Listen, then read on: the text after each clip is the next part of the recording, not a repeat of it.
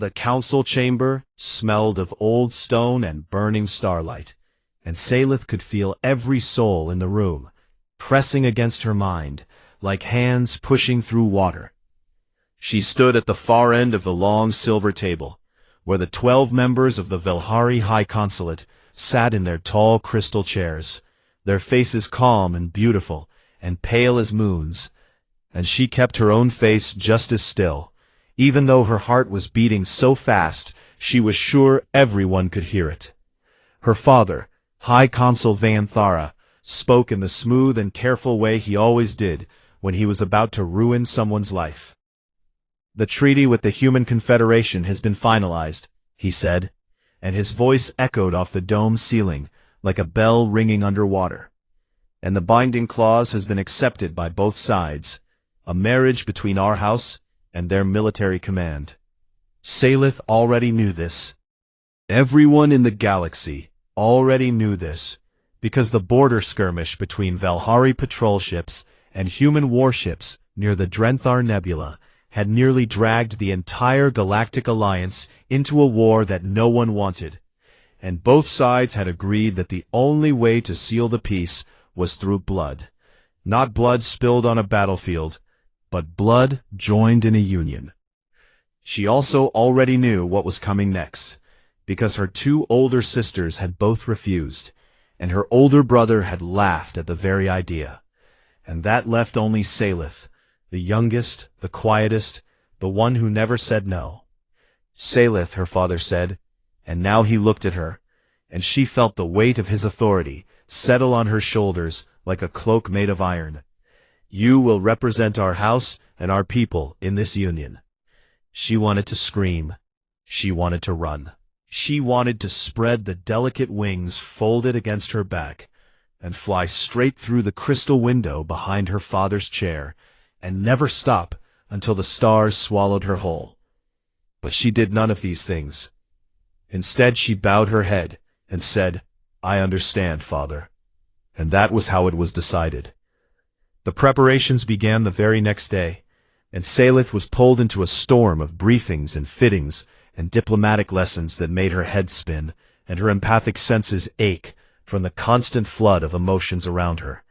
Advisors who were nervous, attendants who were excited, diplomats who were terrified and trying to hide it. But nothing prepared her for the briefing about the man she was going to marry. His name was Commander Cale Drennan of the 9th Frontier Legion, and when the intelligence officer projected his file onto the holographic screen in the briefing room, Salith felt her blood turn to ice. The image showed a human male, standing on a battlefield in the rain. And he was enormous, taller and broader than any Velhari she had ever seen, with shoulders like a wall, and arms thick with muscle, and scars that ran across his face and neck like rivers carved into stone. And he was holding a cracked helmet in one hand, and there was blood on his armor, and blood on his hands, and blood in the rain around him. And his eyes were looking straight into the camera, with an expression that made Salith want to disappear. "Commander Drennan is one of the most decorated soldiers in the Human Confederation," the intelligence officer said, her voice flat and professional, even though Salith could feel the fear leaking from her like smoke from a fire. "He has served in 14 major campaigns across 6 star systems, and has a confirmed combat record that exceeds most human units by a factor of 3. She pulled up more data, and Salith watched the numbers scroll past. Battles fought, positions held, enemies defeated. And every number was a life. Every number was proof that this man was exactly what the galaxy said humans were: violent, relentless, and impossible to stop. His most notable action was the siege of Arath IV, the officer continued, where he held a defensive position alone for 11 standard days against a Korthani assault force. And when reinforcements finally arrived, they found him still standing in the ruins, with his weapon fused to his hand from heat damage. Salith's fingers curled tight against her palms, and she felt her nails, thin and sharp as glass, the way all Velhari nails were, press into her own skin. 11 days, alone, fighting without rest. Humans could do that because their bodies were made for endurance in ways that no other species could match, and their bones did not break as easily as Velhari bones, and their muscles could keep working long past the point where any sane creature would have collapsed, and they could eat almost anything and survive almost anywhere, and keep going and going and going, until whatever stood in their way was gone. She had heard the stories her whole life. Every Velhari child grew up hearing about humans, the way other species told stories about monsters in the dark, that they could run for days without stopping, that they bonded chemicals in their brains that made them ignore pain, that they formed attachments so intense they would destroy entire civilizations to protect a single person they loved, that their emotions were so powerful and so uncontrolled that an empath who got too close to one would be burned from the inside out, like a moth flying into a star. And now she was going to marry one. "Is there anything else I should know?" Syleth asked, and she was proud that her voice did not shake, even though everything inside her was shaking. The intelligence officer hesitated, and that hesitation told Syleth more than any report ever could. "He requested this marriage himself," the officer said quietly. "We do not know why." That night Syleth sat alone in her chambers and stared at the holographic image of Kale Drennan that she had saved to her personal screen, and she studied every scar on his face and every shadow in his eyes, and tried to understand what kind of creature would willingly choose to bind himself to a species he could break with one hand. Her handmaiden Rill came in with evening tea, and found Syleth standing by the window, with her wings half open, which was a Velhari sign of deep distress, and Rill set the tea down very carefully and came to stand beside her. "My lady," Rill said softly, "what does he feel like?" Because Rill was also an empath, and she knew that Syleth had been studying the human's file for hours, trying to get even a faint sense of him across the distance, which was impossible, of course, but Rill understood the compulsion. "I do not know yet," Syleth whispered, "and that is what frightens me most." She had felt Korthani warriors before. Their emotions were sharp and cold, like blades. She had felt Drenari merchants. Their feelings were slippery and hard to hold. She had even once felt a Thanari hive mind from across a room, and the collective weight of 1,000 linked souls had nearly knocked her unconscious. But she had never been close to a human, not truly close, and every empath she had ever spoken to who had been near one said the same thing.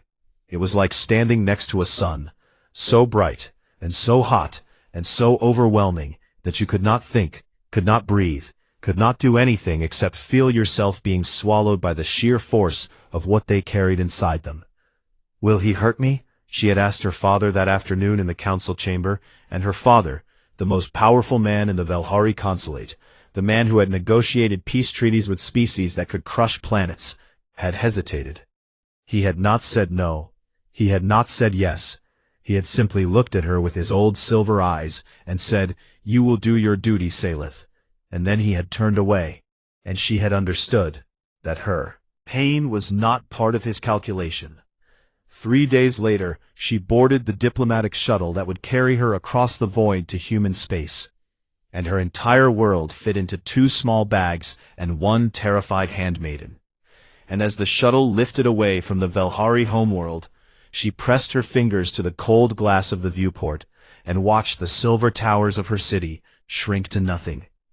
The stars stretched and blurred as the ship jumped to faster-than-light travel, and in the reflection of the glass, she could see her own face, thin and angular and beautiful in the way all Velhari were beautiful, with skin that shimmered silver blue and eyes that glowed faintly violet in the dim light, and the delicate ridge of feathers along her temples that marked her as highborn.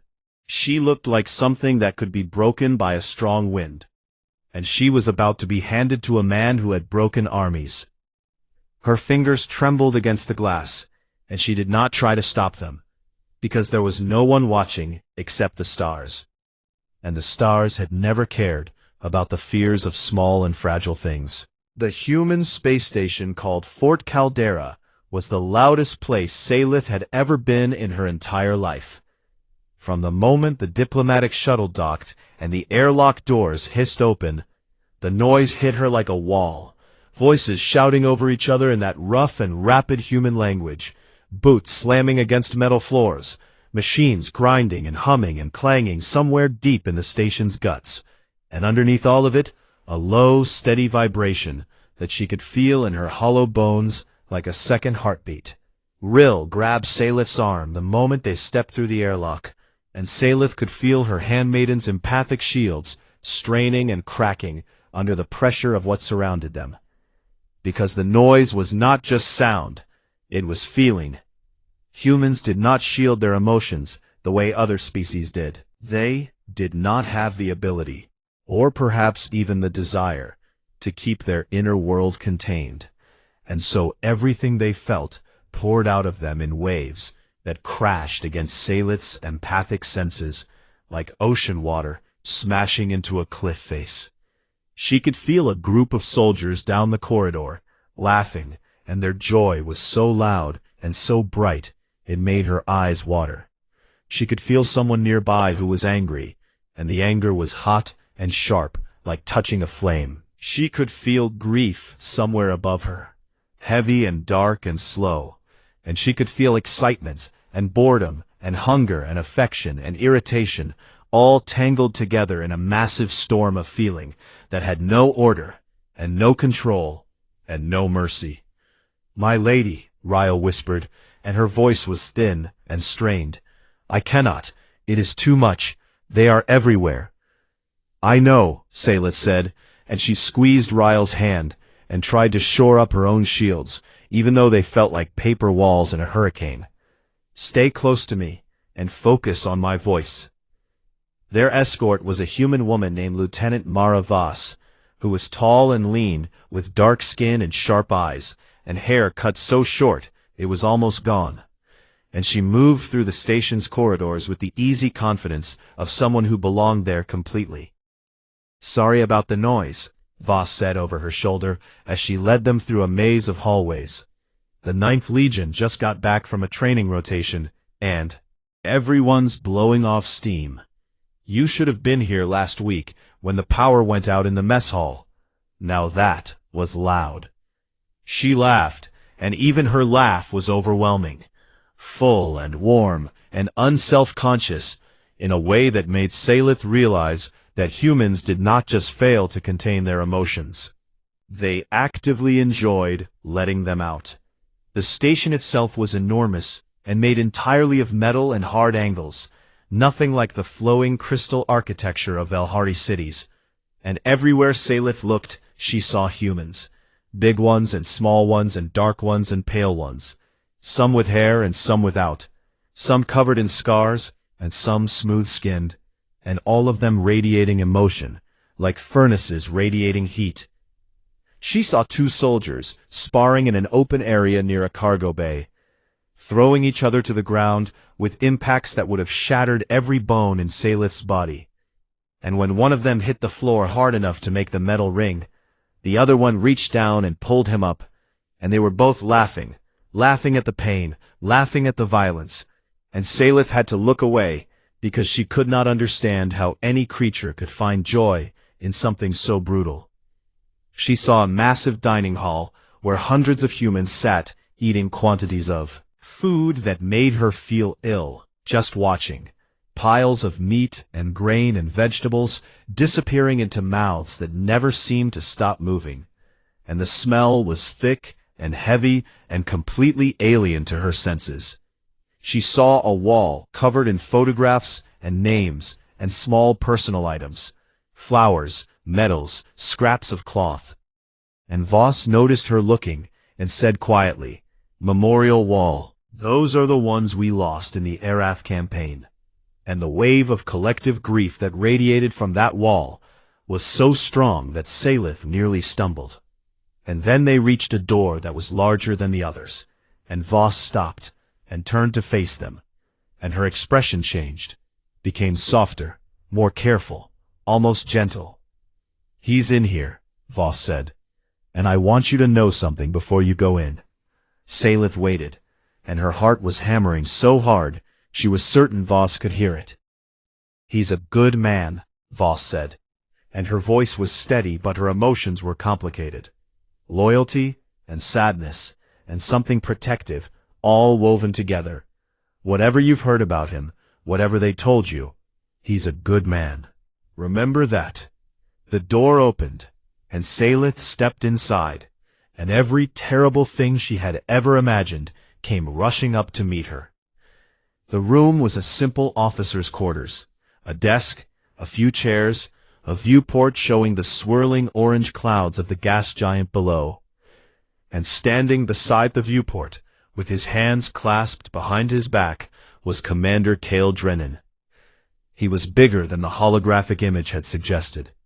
The files said he was 6 feet and 4 inches tall, which meant he towered over Salith by more than a full head, and his shoulders were so broad that he seemed to fill the room just by standing in it.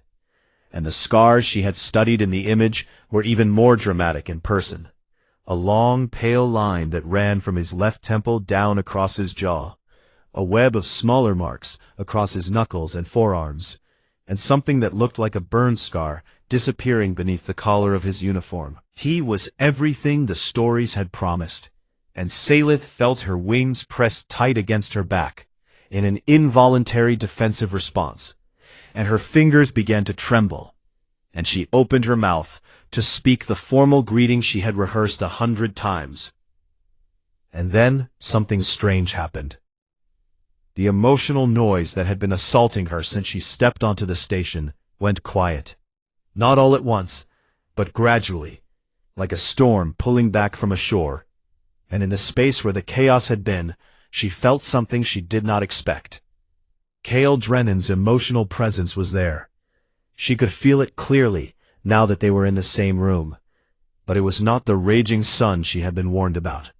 It was not a fire, or a hurricane, or an explosion. It was something entirely different. It was still, deep and vast and steady, like a lake so large you could not see the other side.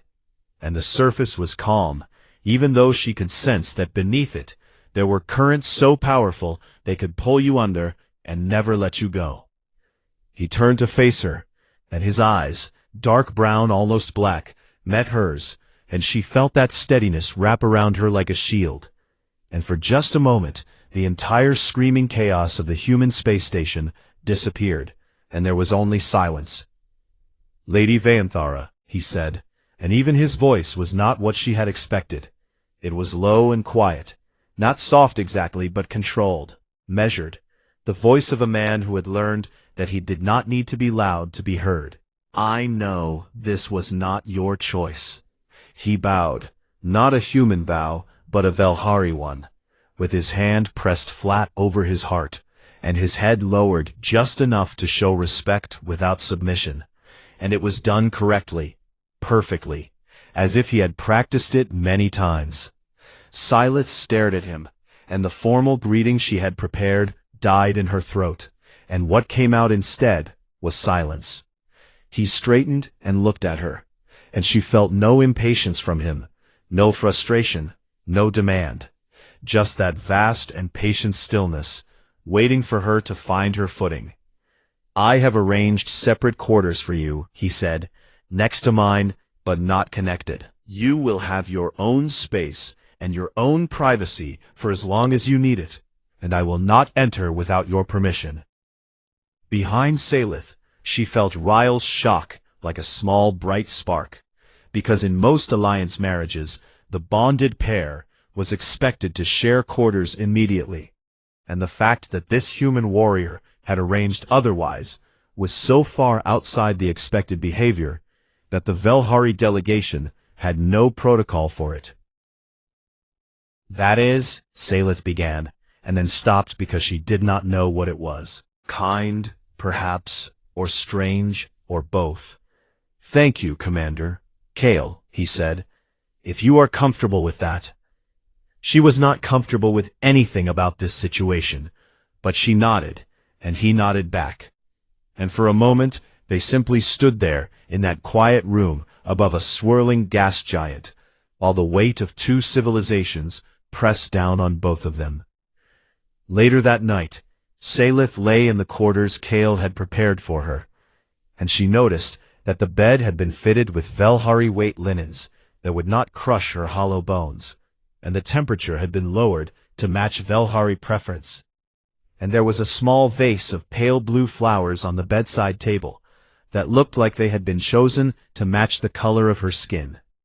She lay in the dark and listened to the hum of the station around her, and she replayed every moment of their meeting over and over in her mind.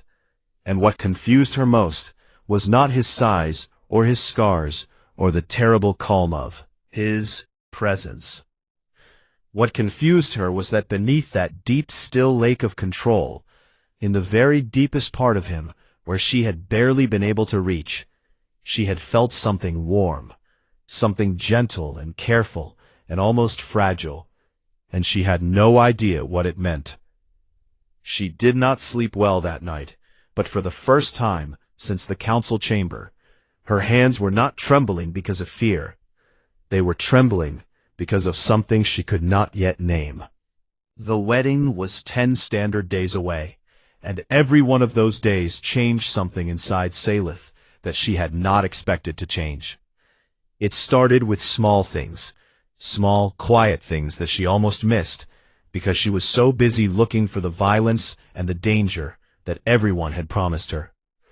On the second morning, she woke to find that the corridor outside her quarters was different somehow, and it took her nearly an hour to realize what had changed.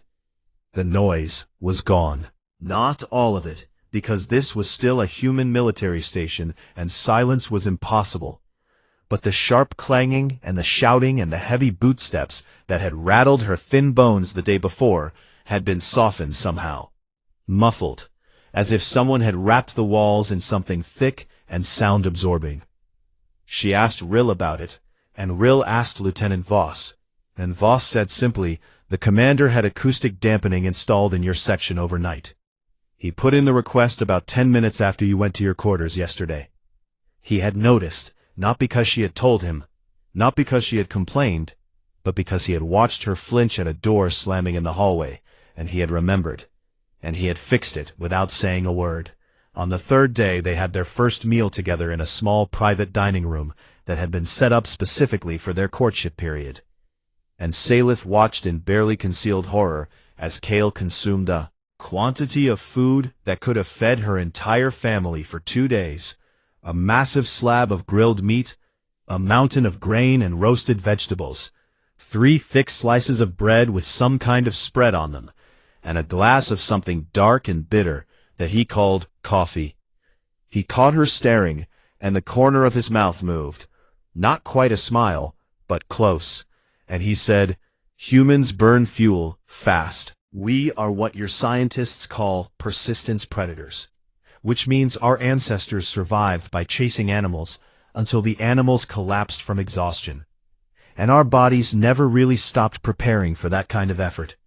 He paused, then added with that same almost smile, "I promise it looks worse than it is." Then he asked about Velhari food, and Salith described the nectar-based dishes and light seed preparations that her people preferred. And the next day, a selection of Velhari dishes appeared on the table, alongside his mountain of human food. Not perfect, clearly prepared by a human kitchen that had done its best with unfamiliar ingredients, but close enough that the taste of home brought unexpected tears to her eyes.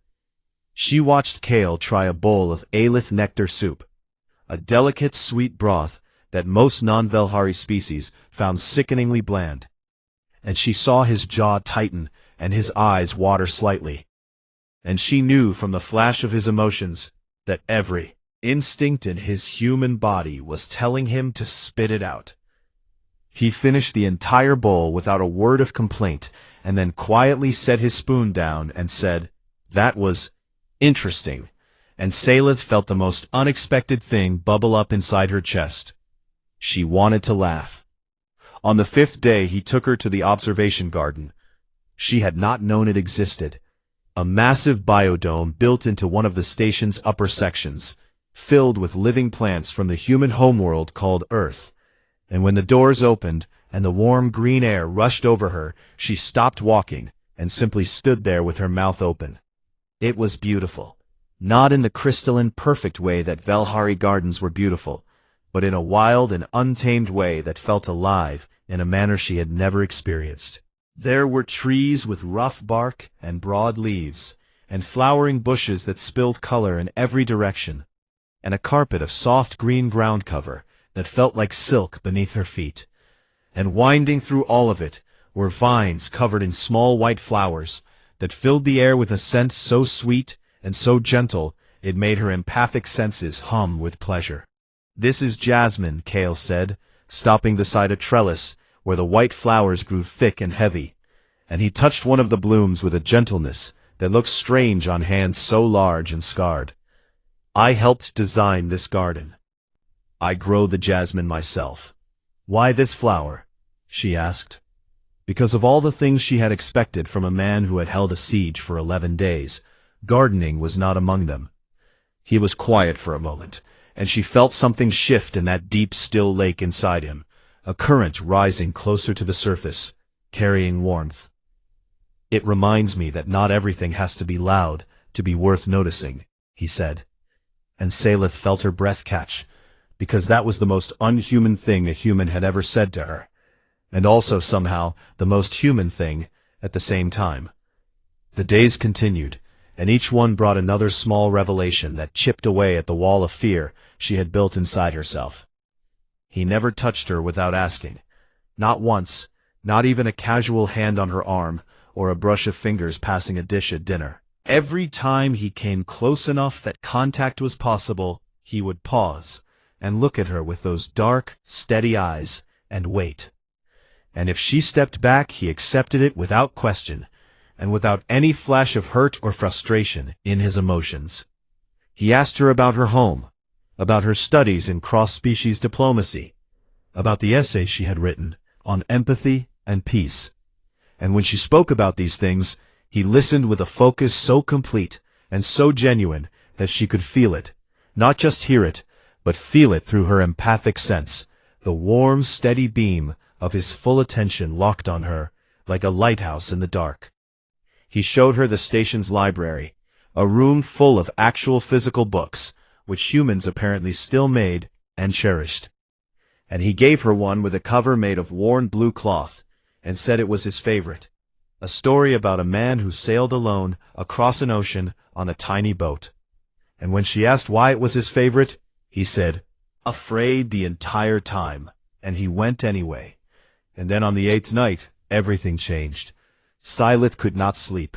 The emotional background of the station was particularly turbulent, because a group of soldiers had returned from a difficult mission, and their collective grief and relief was seeping through the walls despite the acoustic dampening. And so she walked to the observation garden, because the plants seemed to muffle emotions the way they muffled sound. She stepped through the doors and stopped, because Kale was already there. He was sitting on the ground among the jasmine with his back against the trellis and his eyes closed, and he did not know she was there. And for the first time since she had met him, his emotional walls were down. It hit her like a wave, no, like an ocean, like falling into water so deep there was no bottom. And she gasped and grabbed the doorframe, because the sheer force of what he carried inside him was staggering. There was grief, old grief, deep grief, the kind that had settled into his bones and become part of who he was. Grief for people she could not see, but whose absence was carved into him like the scars on his skin. There was loneliness, vast and echoing, and so profound that it made her want to weep. The loneliness of a man who was surrounded by people who respected him and feared him and admired him, but who had not held him or truly known him in years. And beneath all of it, underneath the grief and the loneliness, and the iron control that he wrapped around himself every single day, there was the thing she had sensed on that first night, the warm, nameless thing. And now that his walls were down, She could finally feel what it was. It was love, not directed at her specifically, not yet, but a capacity for love so enormous and so fierce that it took her breath away.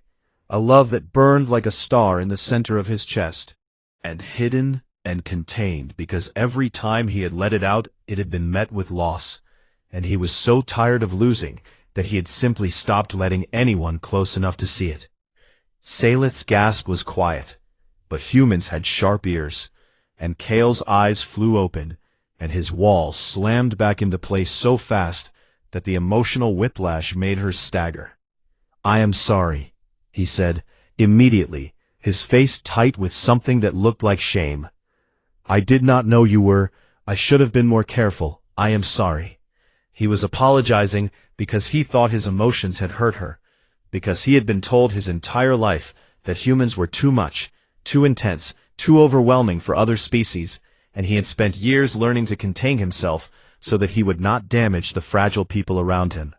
Salith looked at him, this enormous scarred warrior who was apologizing for feeling things too deeply, and something inside her chest cracked open, like a seed breaking through soil. "Do not apologize," she said, and her voice was steady, even though tears were running down her silver-blue cheeks. "Please do not ever apologize for that." She did not run. She stayed in the garden with him until the station's artificial dawn began to glow through the biodome ceiling, and they did not speak, and he did not lower his walls again, but she sat close enough that their shoulders almost touched, and that was enough. The next day she found Lieutenant Voss in the mess hall and asked about Arath 4, and what Voss told her changed everything she thought she knew about the man she was going to marry. He had not held the siege because he was a monster. He had held it because behind his position there were 600 civilians waiting for evacuation shuttles that were delayed by a storm. And among those civilians were children, small and frightened and crying for their parents. And every other soldier in his unit was dead or wounded beyond fighting. And Kale had looked at those children and decided that he would not die until they were safe. So, he fought for 11 days, without sleep and without relief and without hope. And the scars on his body were the record of every moment he had chosen their lives over his own. And when the shuttles finally came and the last child was carried aboard, he collapsed and did not wake up for 9 days. "He never talks about it," Voss said, and her eyes were bright with unshed tears. "He never mentions the children. He lets the galaxy call him a killing machine, because it is easier than explaining what he was actually fighting for." That note, the last night before the wedding, Salith sat alone in her quarters and pressed her hand flat over her own heart, the way Kale had pressed his hand over his when he had bowed to her on that first day. Her hands were not trembling anymore, and she realized with a clarity that rang through her like a bell that what she felt was no longer fear. It had not been fear for days now, and what had replaced it was something so vast and so unexpected that the only word for it was the one word she had been afraid to think. And she was still not ready to name it, but she smiled in the dark, and for the first time since leaving her homeworld, she was not dreading the morning. The ceremony was held in the observation garden, because both sides agreed it was the most beautiful space on the station, and someone had strung tiny white lights through the jasmine, so the whole room glowed like a field of earthbound stars. Salith stood at one end of the aisle, in a traditional Velhari wedding gown, sheer silver fabric that draped over her wings and trailed behind her like liquid moonlight. And she looked down the path between the gathered guests and saw Kale standing at the other end in his dress uniform. And for one terrible moment, the fear tried to come back. He was so big, he was so scarred. The uniform made his shoulders look even broader, and the medals on his chest caught the light and reminded everyone in the room that this was a man who had earned those medals with blood, and the human soldiers standing behind him were straight-backed and solemn, and radiating a collective emotion that Salith could only describe as fierce pride. But then Kale looked at her, really looked at her, the way he had looked at the jasmine flowers in the garden, with that impossible gentleness that should not have existed in a man built for war.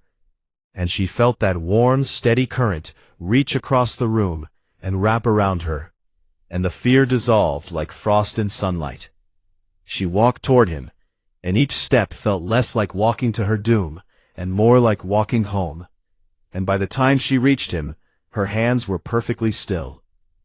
The ceremony was a blend of two cultures, as the diplomats had insisted, and it began with the Velhari tradition of light singing, harmonic resonance, where the bride sang her vows in a frequency that carried not just words, but emotions, weaving her feelings into the sound itself so that everyone who heard it would know the truth of what she felt. Salith opened her mouth and sang, and her voice filled the garden like silver water filling a crystal bowl. And she poured into the song everything she had learned over the past 10 days, the fear that had become wonder, the dread that had become curiosity, the distance that had become closeness, and the warm, unnamed thing that had been growing in her chest since the night she found him in the garden. The humans in the audience had never heard Velhari light singing before, and the effect was immediate and devastating. Soldiers who had faced death without blinking felt tears streaming down their faces, and officers who prided themselves on iron composure pressed their hands over their mouths, and the wave of collective human emotion that rolled through the room in response was so beautiful and so overwhelming that Salith nearly lost her voice. They felt everything. They felt it all, every drop of what she was pouring into the song, and they gave it back tenfold. And for the first time in her life, her empathic gift did not feel like a burden. It felt like a bridge. Then came the human tradition, and this was the part that had surprised her when Kale told her about it. Because of all the human customs he could have chosen, he had chosen one of the oldest and simplest. It was called hand fasting, a tradition from ancient Earth where the couple's hands were bound together with a cord to symbolize their union. And when Salith asked him during the rehearsal why he had chosen this one instead of something grander or more impressive, he had said something she would never forget. Because it means I am choosing to be bound to you, not by law, not by treaty, not by politics, but by my own will. I want you to know that whatever this becomes, I chose it. Now he stood before her and held out his hands, those massive scarred hands that had held weapons and broken enemies, and somehow also planted jasmine. And Salith placed her thin silver fingers in his palms, and felt how carefully he closed his grip, as if he was holding something precious and breakable and infinitely valuable. Lieutenant Voss stepped forward with the cord, a braid of silver and deep blue, the colors of both their peoples, and wound it around their joined hands while speaking the old words. And when it was done, Salith looked down at their hands bound together, and felt the warmth of his skin against hers, and realized this was the first time they had truly touched. The cord tightened, and through the contact of skin on skin, her empathic sets blazed open, and she felt him, really felt him, fully and completely, and what she found was not a monster, or a weapon, or a siege engine wrapped in human flesh. What she found was a man who was absolutely terrified, not of battle, not of pain, not of death, but of this, of her, of the possibility that he might finally have something worth losing again. And beneath the terror was that staggering love she had glimpsed in the garden, roaring like an ocean held back by a dam. And he was holding it back with everything he had, because he was afraid that if he let it go, it would be too much, too intense, too human for her to bear. She squeezed his hands, and she let him feel through the contact that she was not afraid, and she felt the dam tremble. The reception was warm and surprisingly joyful. The Velhari delegation had expected a stiff and formal affair, but the humans apparently could not help themselves. and within an hour, there was music playing, and soldiers dancing badly, and laughing loudly, and someone had smuggled in bottles of a drink called champagne, that made bubbles pop against Salith's nose when she tried. She watched Kale accept congratulations from his comrades, and she noticed how they touched him. Claps on the shoulder, firm handshakes, brief rough embraces, and she felt what lay beneath each touch: respect, admiration, even awe, but also a distance, as if he existed behind glass that no one knew how to break. He was their hero, and heroes do not get to be held. And then the reception ended, and the guests departed, and the lights in the garden dimmed until only the jasmine-threaded stars remained, and Salith and Kale were alone. He walked her to the quarters that had been prepared for them. A single room now, no longer separate, as the ceremony required. And when the door closed behind them, the silence felt enormous. Salith's heart was beating fast again, and she could feel Kale's steady presence beside her. But there was something different about it now. A tension, a tremor in the deep still lake, as if the water that had been calm for so long was beginning to move. He sat on the edge of the bed, and he looked at her, and for the first time, she saw uncertainty in his eyes. Real, naked uncertainty. The kind that had nothing to do with strategy or combat, and everything to do with the simple human terror of being vulnerable. "I need to tell you something," he said, and his voice was quiet and careful, the way it always was, but there was a roughness underneath it that she had not heard before.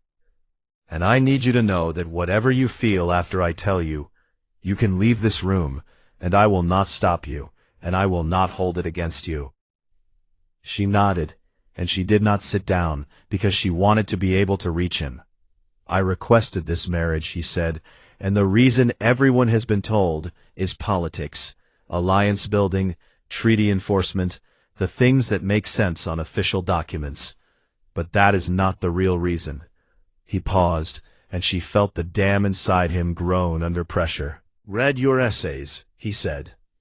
"The ones you published in the Galactic Journal of Cross-Species Relations. The paper on empathic bridge building. The one on finding common ground between incompatible emotional architectures. The letter you wrote to the Alliance Council arguing that fear of difference was the greatest threat to galactic peace." He looked at his hands, bound together now only by memory, the cord removed after the ceremony, and his voice dropped lower. "I have been a weapon for 15 years, he said. "And in that time I have met thousands of people across dozens of species, and every single one of them has looked at me and seen the thing the galaxy tells them to see. A human soldier, a killing machine, a monster shaped like a man, and I accepted that because it was easier than fighting it." He looked up at her, and the tremor in his emotional presence became a shaking. "But then I read your words, and you wrote about the possibility that empathy could see past the armor, past the reputation, past the fear, and find the actual person underneath. And I thought—" His voice broke, and he stopped, and she watched his jaw tighten as he fought to maintain the control that had defined him for so long. "I thought maybe you could see me," he said. "Not the commander, not the siege holder, not the weapon, just me. And I know that is a selfish reason to ask someone to uproot their entire life and bind themselves to a stranger, and I am sorry for that, but I could not." He stopped again, and she felt the effort it took him to say the next words. "I have not been touched with kindness in 6 years," he said. "Not since Arath 4. Humans shake my hand and slap my back, but no one holds me, because I am a symbol, and symbols do not get to be fragile. And I am so tired." The dam broke. Not violently, not explosively, but in the way that a wall of ice breaks in spring, slowly at first, then all at once. And the emotions that poured out of him hit Salith like a wave of warm water, and it was everything she had ever been warned about, and nothing like what she had been told. It was not burning, it was not pain. It was not a sun that would consume her. It was the most beautiful thing she had ever felt. Love and grief and loneliness and hope and fear and tenderness, all woven together in a tapestry so rich and so complex and so deeply, achingly human that it brought her to her knees. Not from the force of it, but from the sheer, breathtaking beauty of what this man had been carrying inside himself for years without anyone to share it with. She crossed the room, and she placed her hand flat against his chest, over his heart, in the Valhari gesture of total empathic openness, the most intimate act in her culture, more intimate than any physical union could ever be. And she let her own walls down completely and let him feel everything she was feeling in return. "I am not trembling because I am afraid of you," she said, and her voice was barely a whisper, but it was the strongest thing she had ever said. "I am trembling because no one has ever let me feel something this beautiful." Cale Drennan, commander of the 9th Frontier Legion, the man who held Aerith 4 alone for 11 days, the most feared human warrior in the sector, looked at the fragile silver creature standing before him, with her hand on his heart and her empathic soul wide open. And his composure shattered. He did not roar.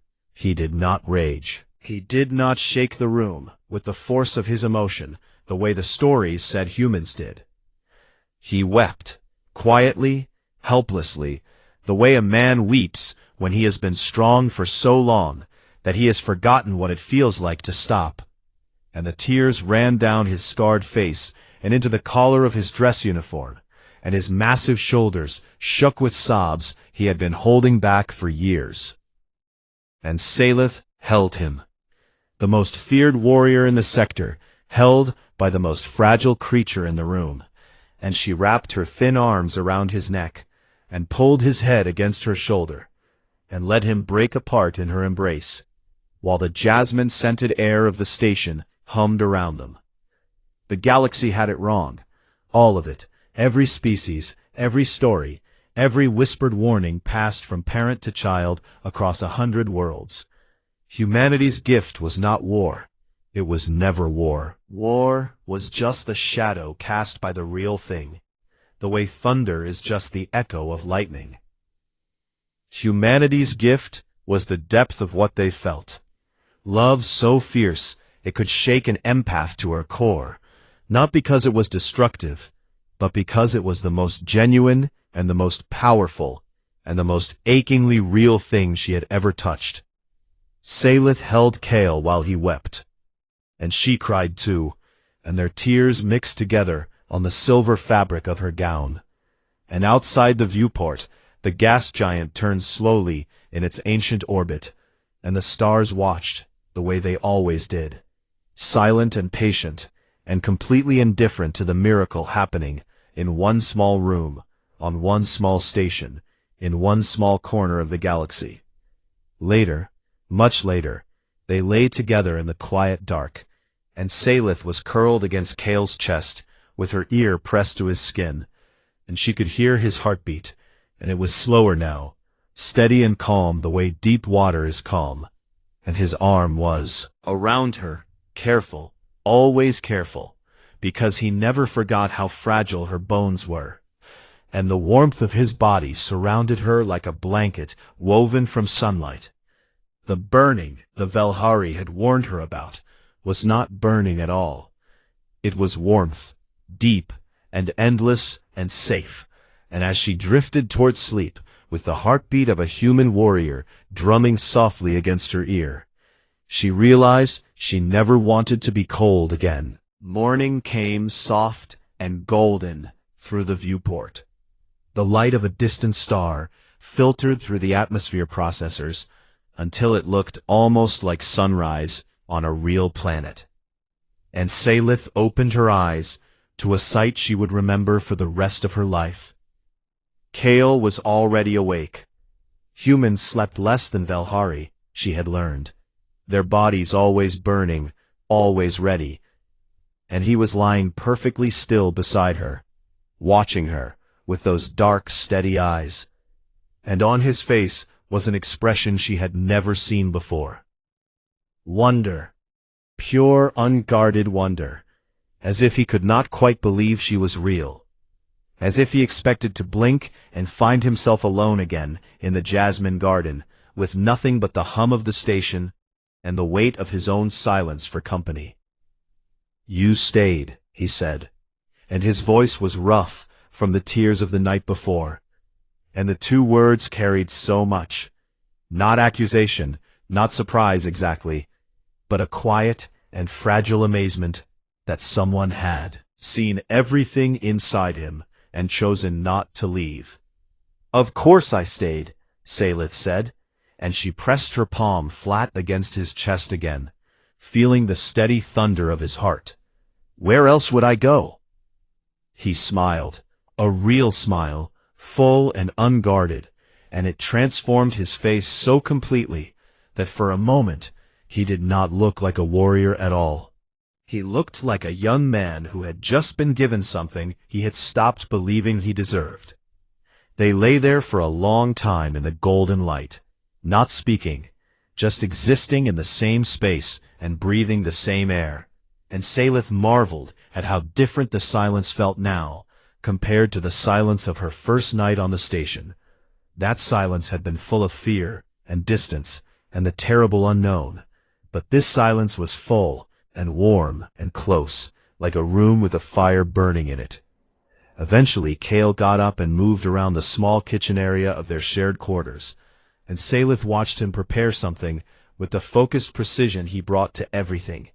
Boiling water, measuring out dried leaves from a small metal tin, pouring the water over them, and waiting with the kind of patience that most humans apparently did not possess.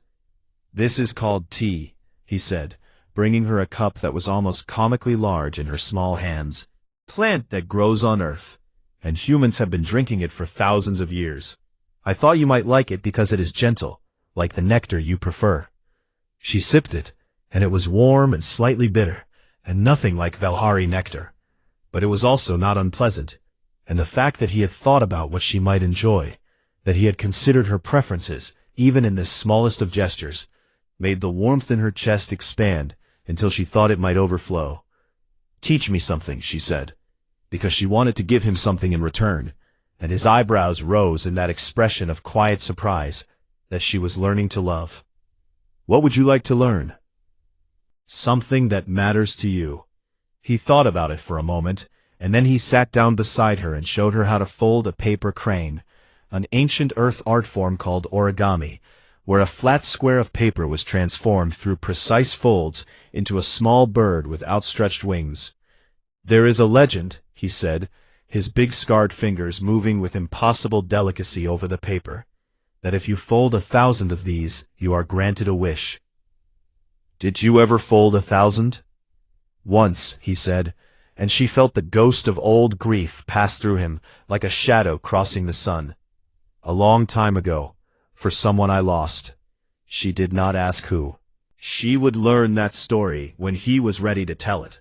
And for now, she simply took the small paper bird from his hands and held it in her palm, and marveled at how something so fragile could be made by hands so strong. In return, she taught him a Valhari morning hymn, a soft melodic chant that her people sang to greet each new day, and the harmonics were designed to soothe empathic senses and create a feeling of peace. She did not expect him to be able to reproduce the tonal frequencies, because human vocal cords were built for different sounds. But he tried, his deep, rough voice attempting the delicate Valhari notes, mangling them terribly, producing sounds that were closer to a gravel avalanche than a hymn. And Salith laughed, truly laughed, the bright ringing laugh of the Valhari that sounded like crystal bells. And Kale looked at her with that expression of wonder again, and said, "I will keep practicing." And she believed him, because she had learned that when Kale Drennon committed to something, he did not stop. The morning passed in this way. Small exchanges, quiet discoveries, two people from opposite ends of the galaxy learning each other's rhythms. and then the outside world came knocking. The diplomatic breakfast was a formal affair held in one of the station's large reception halls, and both delegations were present. Velhari in their flowing silver, humans in their dark uniforms, and every eye in the room was watching to see how the newlyweds would appear after their first night together. The Velhari delegation expected Salith to look composed and distant, maintaining the dignified formality of a political arrangement. The human delegation expected Kale to look the same as always, controlled, remote, the living statue they had built their reverence around. Neither delegation was prepared for what actually happened. Salith walked into the reception hall, holding Kale's hand, not resting her fingers lightly on his arm in the formal Velhari manner of public escort, not walking beside him with the appropriate diplomatic distance. She was holding his hand, her thin silver fingers laced through his thick scarred ones. And in Velhari culture, this gesture meant one thing and one thing only: a genuine empathic bond, freely given, publicly declared. The Velhari delegation went silent. Several of the senior diplomats actually stopped mid-conversation with their mouths open, because an empath of Salith's strength and status publicly declaring a real emotional bond with anyone, let alone a human, was unprecedented in modern Velhari history. The human delegation stared, because they had never seen Kale touch anyone with tenderness, and the sight of their Iron Commander walking through a crowded room with his fingers gently intertwined with those of his Velhari wife made several officers blink very fast and look away. Kale felt every stare. Salith could tell. She could feel the prickle of self-consciousness running through him. But he did not let go of her hand, and she did not let go of his, and they walked through the silent room together until they reached their seats. The breakfast proceeded with stilted conversation and barely concealed shock, and then the Alliance media liaison approached Salith and asked if she would be willing to make a brief public statement about the marriage. Standard protocol for political unions. A few pleasant words about cooperation and peace for the newscasts. Salith looked at Kale, and he looked back at her with those dark, steady eyes, and she felt his emotional presence, calm and warm and solid as stone, and she said, yes. She stood before the holocameras, and the lights were bright, and the lenses were cold, and the whole galaxy was watching, and she did not prepare a speech, because what she needed to say was not something that could be prepared. I was told humans were dangerous because of what they can destroy, she began, and her voice was clear and steady, carrying the harmonic resonance of Velhari speech that made every word ring with truth. I have learned they are extraordinary because of what they can feel. She paused, and the room was so quiet she could hear the hum of the station's engines far below. I trembled before this marriage, not because the stories about humans were lies, but because the stories were incomplete, she continued. Yes, they endure. Yes, they fight. They do these things because they love so deeply that they would rather break themselves than let that love go undefended. She felt Kale's emotions surge behind her, surprise and gratitude and something fierce and proud. My husband held a siege for 11 days, alone, against an army, not because he is a monster, but because there were children behind him, and he would not allow himself to die while they still needed him, she said, and she heard a sharp intake of breath from the human side of the room. If that is what it means to be human, then the galaxy has been afraid of the wrong thing. She stepped away from the cameras, and the room erupted, not in applause, not yet, but in a murmur that built and built like a wave gathering strength far out at sea. And Salith walked back to Kale and took his hand again and felt him squeeze her fingers once, gently, which was the loudest thank you he knew how to give. Her words spread across the Alliance networks, faster than light, carried on every channel and every frequency and every diplomatic pouch that left the station that day. And something began to shift in the galaxy. Not quickly, not dramatically, but in a slow, deep way that tectonic plates shift beneath the surface of a world. Species that had feared humans for generations began to ask different questions. Not how many did they kill, but what were they protecting? Not how strong are they, but what do they love? And the answers they found were more terrifying and more wonderful than anything the old stories had prepared them for. Months passed, and Salith and Kale built a life in the space between their two worlds, literally in the observation garden, which became their shared territory, the place where silver met scarred, where nectar met coffee, where light singing met the low, rough hum of a human voice trying to learn Velhari hymns. Salith began teaching cross-species empathy courses transmitted via HoloLink to students across the Alliance, and she taught from the garden, surrounded by Jasmine, with Kale often visible in the background, doing the quiet work of tending his plants, and her students saw in that image something the textbooks could never convey. That understanding between species was not a theory, but a practice, lived out every day in the small and ordinary acts of two people who had chosen each other. Kale still served. He was still a commander, still a soldier, still the man who had held Arath 4. But something in him had changed, and everyone who knew him could see it. The iron stillness was still there, but it was warmer now, less like a wall and more like a hearth. And sometimes when he walked through the station's corridors with Salith beside him, younger soul, even the station seemed to hold its breath. Salith looked at Kale, who was kneeling beside a row of jasmine with soil on his hands, and a small paper crane tucked into his breast pocket. He had taken to carrying them, one each day, and she had not yet asked him why, because she already knew. He was counting toward 1,000, and this time, the wish was not for someone lost, but for someone found. He looked back at her, steady, warm, present, the deep still lake that she had learned to swim in, the sun that did not burn, but only lit the way home.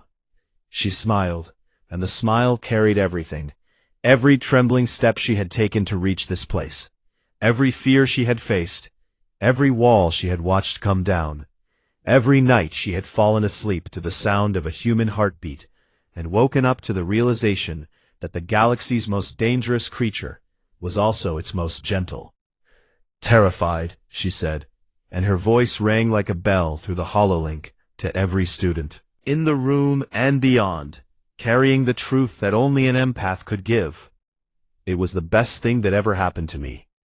And across the galaxy, in classrooms and council chambers and quiet rooms, where people of every species sat watching the broadcast, something ancient and afraid began, slowly, gently, like jasmine blooming in the dark, to change.